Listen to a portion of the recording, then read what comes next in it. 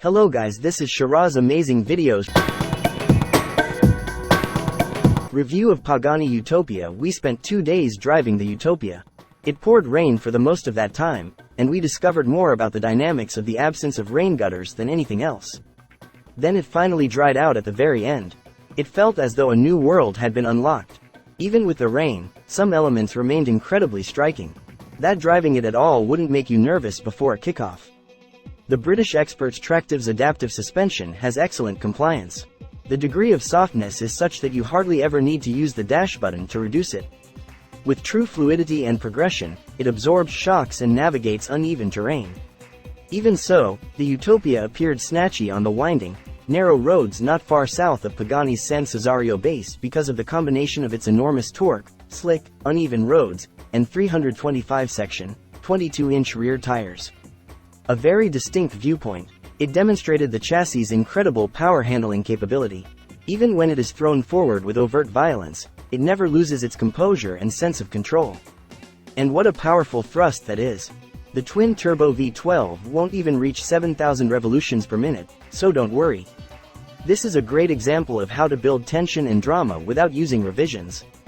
Very little lag exists, and speed increases rapidly, even with a brief shift away from the lights at tickover.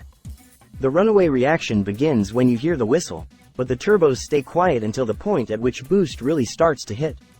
From this point on, the power explosion accelerates exponentially. You'll laugh the first few times and be relieved that it's over. You'll gain confidence in using all 852 horsepower later on.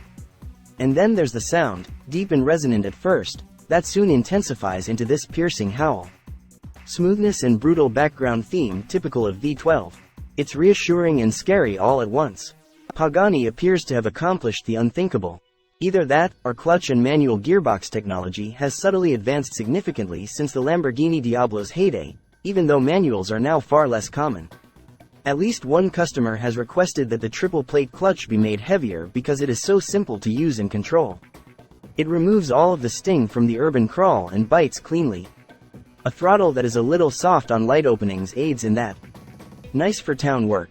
If you enjoy heel and toe downshifting on your own, it's more hit or miss. When it blips for you, there's no need for that. One could argue that the shift is more beautiful to look at than to use. Not shocking at all, since we cannot imagine a more elegant mechanism installed in a car. First off, there are 7 speeds, which is a lot to manage. Secondly, the shift itself is ever so slightly rubbery in comparison to, say, the zero-slack shift of the GMAT.50. Fortunately, Pagani has done some clever tricks to make the lever temporarily center on the second or third plane, making it easier to change up from first. Different kind of car, though, and the mechanism works in perfect harmony with the pedals, brakes, and steering feel and action. Requires little work, opens gates quickly, clacks attractively, and is incredibly fulfilling. Furthermore, it's the ideal transmission because of the feelings it produces, the connection and control it provides, how easy it is to use, and how well it blends in with the rest of the vehicle. Simply put it in 4th gear to drive it like an automatic. It will gladly pull away and take care of your other needs. Yes, in terms of comfort during the ride, the basic seats have a good form, the suspension glides smoothly at higher speeds, and bumps and camber don't really cause the steering to become confused, though it does at lower speeds on uneven surfaces. Noise and refinement in the cabin are the only problems. Pagani maintains that customer cars have more sound deadening in the front arches than our test car, which had road noise reverberating off the bare carbon and glass roof and gravel tinkling noisily in the arches.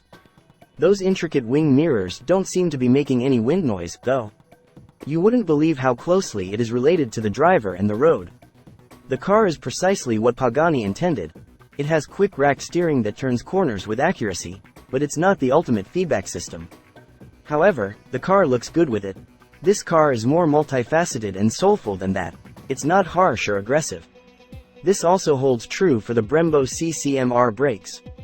At the top end, they are easy, but as they move through their travel, they firm up, bite more forcefully, and bare their teeth.